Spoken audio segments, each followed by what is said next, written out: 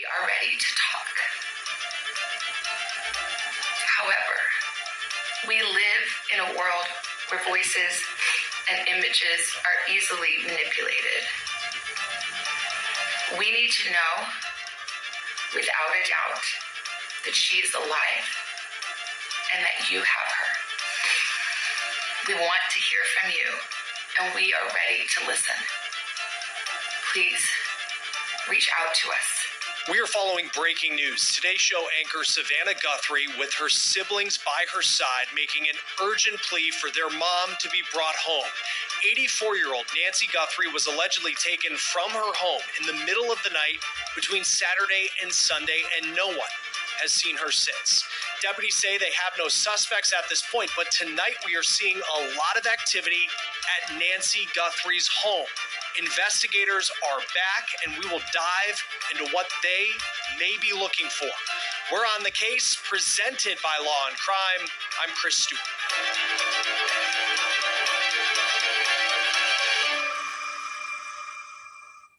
Energy is a research and development company. We specialize in energy efficiency, and we're on a mission. Well, we wanted to come on tonight because there is a lot going on Wednesday night in the search for Nancy Guthrie in Tucson, Arizona. And for the first time since their mom was allegedly taken from her home, we are seeing the Guthrie children together speaking on video, seeing Savannah Guthrie, who understandably has not been on the Today Show since this story broke, sitting with her brother and sister side by side, pleading for her mom to be brought home. The video that was posted to Savannah's Instagram, it's about 4 minutes long. We see Savannah Guthrie clearly emotional with Annie, her older sister, on one side and her brother Cameron on the other. Here is that video. On behalf of our family, we want to thank all of you for the prayers for our beloved mom, Nancy. We feel them, and we continue to believe that she feels them too. Our mom is a kind, faithful, loyal, fiercely loving woman of goodness and light. She's funny, spunky, and clever. She has grandchildren that adore her and crowd around her and cover her with kisses. She loves fun and adventure. She is a devoted friend. She is full of kindness and knowledge. Talk to her and you'll see. The light is missing from our lives.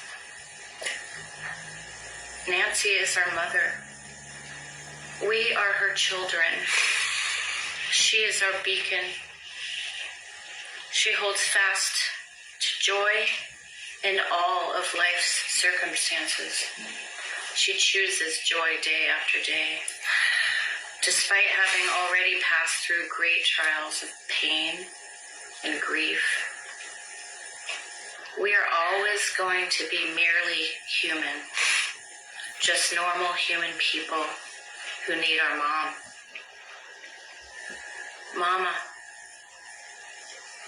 Mama, if you're listening, we need you to come home.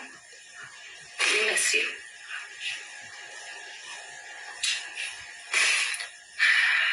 Our mom is our heart and our home. She's 84 years old. Her health, her heart is fragile. She lives in constant pain. She is without any medicine. She needs it to survive, but she needs it not to suffer. We too have heard the reports about a ransom letter in the media. As a family, we are doing everything that we can. We are ready to talk. However, we live in a world where voices and images are easily manipulated. We need to know, without a doubt, that she is alive and that you have her.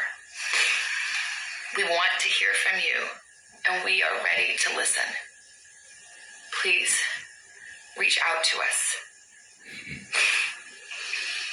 Mommy, if you are hearing this, you are a strong woman. You are God's precious daughter, Nancy. We believe and know that even in this valley, He is with you. Everyone is looking for you, Mommy, everywhere. Yeah, so just before I say anything, I just want to say this is a very sad and unfortunate situation. What has happened should not happen to anybody. But what I'm a bit confused about is the fact that they were able to access these people's mother between 11 and 12 p.m., as they said. So if they were able to access this lady, their mother, their parents, between 11 and 12 p.m., how were they able to access her? It seems to me like she was living alone, and someone of that age with the medical condition that they just spoke of should not be staying alone. So as to why someone at that age is left alone, especially between those hours or nighttime, I don't understand. It's strange to me.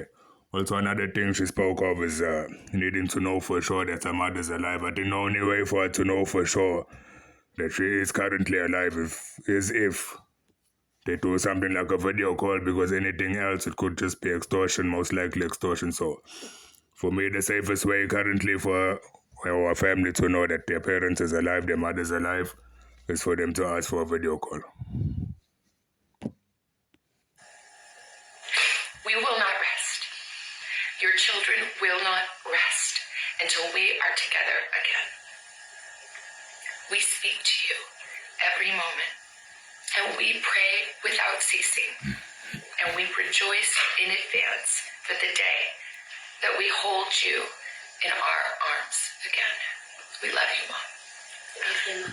We love you, Mom. Stay strong. We love you, Mom. We love you. Running low on cash this month? Do not take a personal loan until you hear this. When money is tight, even small... Love you, Mom. We love you, Mom. Stay strong. We love you, Mom. We love you.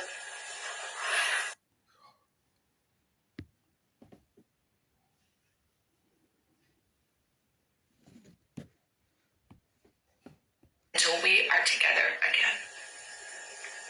We speak to you every moment, and we pray without ceasing, and we rejoice in advance for the day that we hold you in our arms again.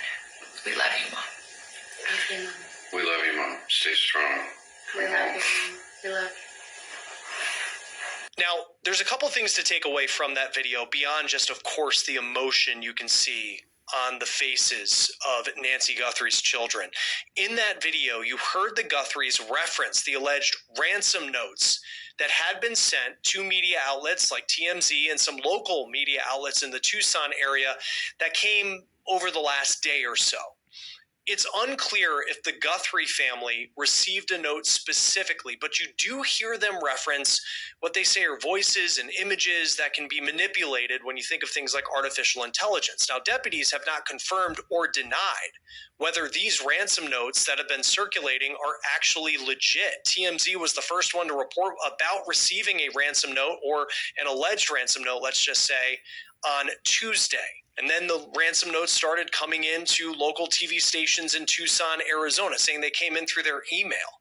So TMZ, and the one that they received, they say came in on Tuesday morning. It reportedly demanded a specific and substantial amount of money in Bitcoin. They say millions of dollars to be sent to a specific Bitcoin address. TMZ says they verified the Bitcoin address to be real, and they also say that the note gives a deadline for the Bitcoin to be sent.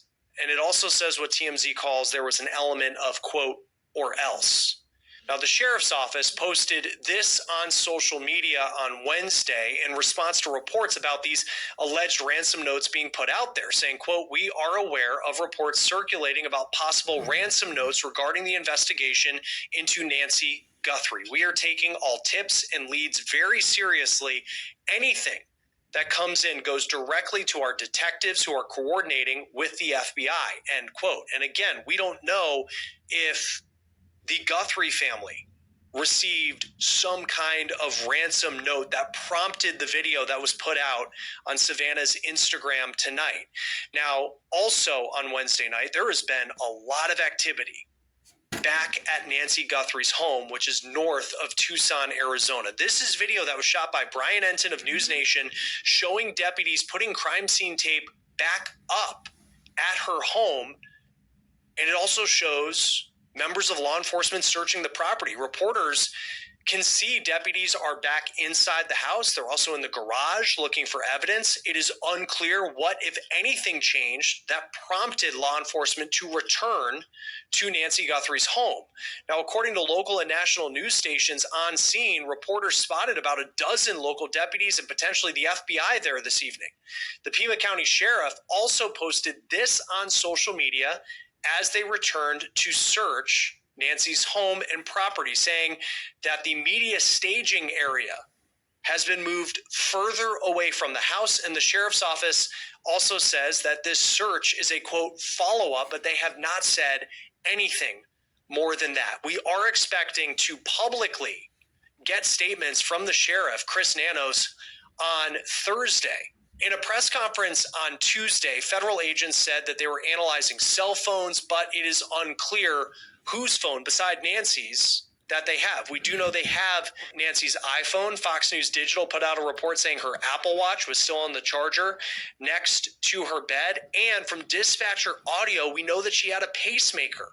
All of those things could be incredibly critical evidence when you think of piecing together where Nancy Guthrie may be. The Pima County Sheriff is slated to give an update to the media for the first time since Tuesday on Thursday. That's going to be held at 11 a.m. local time in Arizona. That's 1 o'clock Eastern. Then you also have on Wednesday the Sheriff's Department pushing back on any report or speculation that they have a suspect in this case. The department released a statement saying, quote, at this point, investigators have not identified a suspect or person of interest in this case. Detectives continue to speak with anyone who may have had contact with Mrs. Guthrie. Detectives are working closely with the Guthrie family. While we appreciate the public's concern, the sharing of unverified accusations or false information is irresponsible and does not assist the investigation. No suspect or person of interest has been identified at this time.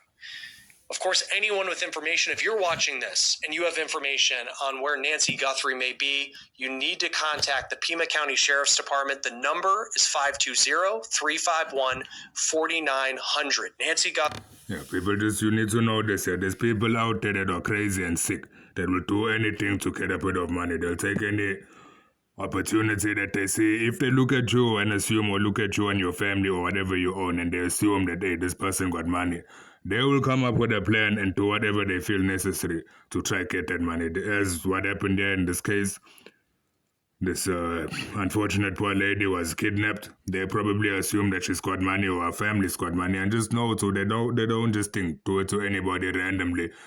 Most of the time, they'll watch you, they'll track you for at least a week before they come into a crime like this. Sometimes it can happen spontaneously, but most of the time, they will track you for at least a week before they do something like this. They look for someone who looks easy, not much of a threat, someone who looks like they've got cash, and then they'll try to extort you. Another thing is these people don't actually know what they're doing most of the time.